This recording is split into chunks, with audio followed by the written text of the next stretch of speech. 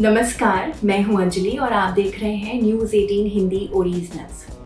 आज हम जिस टॉपिक के बारे में बात करने वाले हैं वो आपके लिए बहुत ज़रूरी है। लेकिन मेरा पहला सवाल आपसे ये है कि क्या आप फ्री टाइम में म्यूज़िक सुनना पसंद करते हैं? क्या म्यूज़िक थेरेपी से आपका तनाव और दुख कम होता है? जाहिर सी बात है, बहुत सारे लोगों को म्यूज़िक सुनने के बाद सुकून महसूस होता है। आपको बता दें कि स्पा सेंटर्स पर भी म्यूज़िक चलाया जाता है। वहीं मेडिटेशन के लिए भी म्यूजिक का उपयोग किया जाता है। मूड अच्छा हो या बुरा, म्यूजिक के बिना सब कुछ फीका और अधूरा सा लगता है। शादी हो या पार्टी हो, लोग जश्न मनाने के लिए म्यूजिक प्ले करते हैं या फिर डीजे को उसके लिए बुलाया जाता है।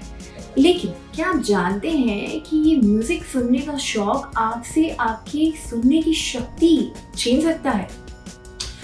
हैरान कर देने वाली बात है, लेकिन एक स्टडी के मुताबिक पिछले कुछ सालों में म्यूजिक सुनने के शौक ने ही लोगों से उनकी सुनने की क्षमता को छीन लिया। आइए जानते हैं क्या कहती है ये स्टडी।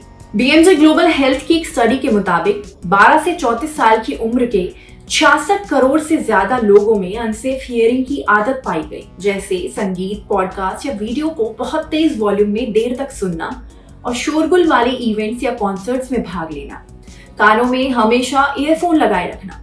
इस सब की वजह से उनकी हियरिंग एबिलिटी यानी सुनने की क्षमता को नुकसान पहुंचा। लेकिन आपको ये भी बता दें कि तेज आवाज ही नहीं बल्कि देर तक ईयरफोन्स लगाना भी आपको नुकसान पहुंचा सकता है। दरअसल नॉर्थ वेस्टर्न यूनिवर्सिटी में centre for audiology, speech, language and learning की क्लिनिकल ऑडियोलॉजिस्ट ट्रेसी विन के अनुसार किसी भी शोर के जोखिम के कारक होते हैं जो ये निर्धारित करते हैं कि नुकसान होगा या नहीं। पहला ये कि वॉल्यूम कितनी तेज है और दूसरा ये कि आप शोर के संपर्क में कितने समय तक रह रहे हैं। उन्होंने कहा कि अचानक से आई बंदूक की गोली या पटाखा फटने की आवाज काफी तेज होती है, जिससे तुरंत कानों को नुकसान पहुंच सकता है। लेकिन ईयरबड्स या ईयरफोन्स का इस्तेमाल जितना ज्यादा करेंगे उतना ज्यादा नुकसान कानों को पहुंचेगा। इसलिए दिन भर में अपने कानों को आराम पहुंचाना भी बहुत जरूरी है। ऐसा माना जाता है कि उम्र बढ़ने के साथ हियरिंग लॉस की समस्या भी बढ़ती है, लेकिन आजकल ये देखा जा रहा है कि बच्चों में भी ये समस्या पाई जा रही है। दरअसल तेज म्यूजिक से कान में दर्द होना, कान के पर्दे का कमजोर होना और सुनने की क्षमता कम हो जाना, ऐसी समस्याएं सामने आ रही हैं। म्यूजिक सुनना अच्छी आदत है, लेकिन इसे लगातार तेज आवाज में सुनना आपको नुकसान पहुंचा सकता है। अब ऐसे में आप हियरिंग लॉस से बचने के लिए क्या कर सकते हैं, आइए ये जानते हैं। आपको बता दें, health.com के अनुसार हियरिंग लॉस से बचने के लिए आप कुछ जरूरी बातों को ध्यान में रख सकते हैं। सबसे पहले ये जान लीजिए कि हियरिंग लॉस ना हो इसके लिए ये जरूरी नहीं कि आप म्यूजिक सुनना ही छोड़ दें। आप म्यूजिक सुने, लेकिन कुछ बातों को ध्यान में जरूर रखें। म्यूजिक सुनने के लिए सबसे पहले समय सीमा को निर्धारित कर लें और पूरे दिन ईयरफोन्स को ना लगाएं। आप म्यूजिक को अगर कम वॉल्यूम में सुनेंगे तो ये आपके लिए बेहतर रहेगा। दरअसल हियरिंग लॉस से बचने के लिए आपको तेज म्यूजिक को नहीं सुनना है। आपको संगीत सुनते समय एक बात का ध्यान रखना है कि आप वॉल्यूम को 60% से ज्यादा ना करें।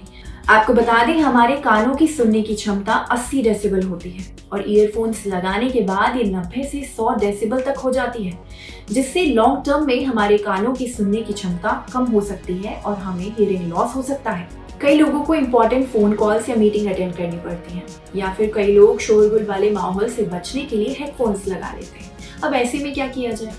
ऐसे में आप नॉइस कैंसलिंग हेडफोन्स का इस्तेमाल कर सकते हैं। इससे आपके आसपास का शोर कम हो जाएगा और आपको वॉल्यूम बढ़ाकर हेडफोन्स पर कुछ सुनने की जरूरत नहीं पड़ेगी।